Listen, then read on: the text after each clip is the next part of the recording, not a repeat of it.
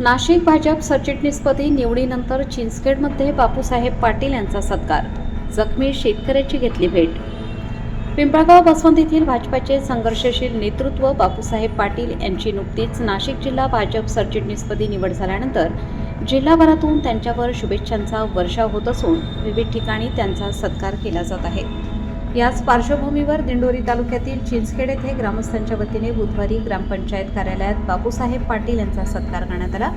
या कार्यक्रमाला उपसरपंच शिवानंद संधान व कातवा साखर कारखान्याचे संचालक दादासाहेब पाटील यांची प्रमुख उपस्थिती लाभली होती. यावेळी उपस्थित ग्रामस्थांनी बापूसाहेब पाटील हे विद्यार्थी दशेपासूनच अत्यंत क्रियाशील व जनसंपर्क असलेले कार्यकर्ते असल्याच्या भावना व्यक्त केल्या.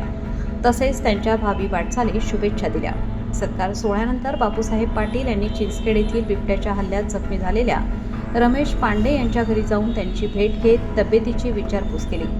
तसेच त्यांना आवश्यक ती मदत मिळवून देण्यासाठी प्रयत्न करणार असल्याचे आश्वासन त्यांनी दिले. याचबरोबर चिंचखेड येथील झेंडेफळे वस्तीवरील ग्रीन जिमच्या भूमिपूजनाचा शुभारंभही बापूसाहेब पाटील यांच्या हस्ते करण्यात आला.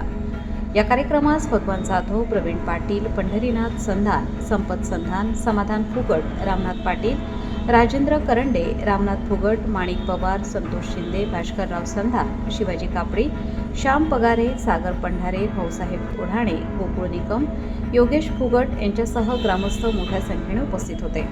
Baswant NH3 digital, Chinchkhed, Dindori. आपल्या पिंपळगावचे सामाजिक कार्यकर्ते आणि कट्टर हिंदुत्ववादी जे आपल्या पिंपळगाव पंचकोशीत म्हणजे जे 55-56 गाव आपली बाजारपेठ आहे, त्या गावामध्ये कोणावर कुठेही अन्याय झाला या पंचकोशीत तर पहिले कुठं नाव पिंपळगावातलं सापडतं ते बापू पाटील. असे ते बापू पाटील भारतीय जनता पार्टीचे आता पिंपळगाव नगर परिषद झाली. त्याच्यामध्ये जो किंग मेकर म्हणून जी भूमिका त्यांनी निभावली त्या नगर परिषदेवर त्यांनी भाजपचा झेंडा पहिल्यांदा झळकावला असं त्यांचं श्रेय आहे.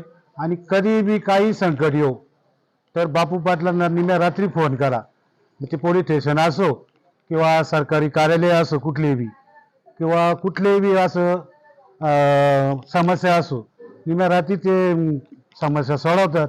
असे बापू पाटील ते भाजपमध्ये म्हणजे पहिल्यापासून ते भाजपमध्ये आहे आणि भाजपपासून अनेक पद ते भूषित आणि त्या पदाला त्यांनी मान दिला, त्याला न्याय दिला.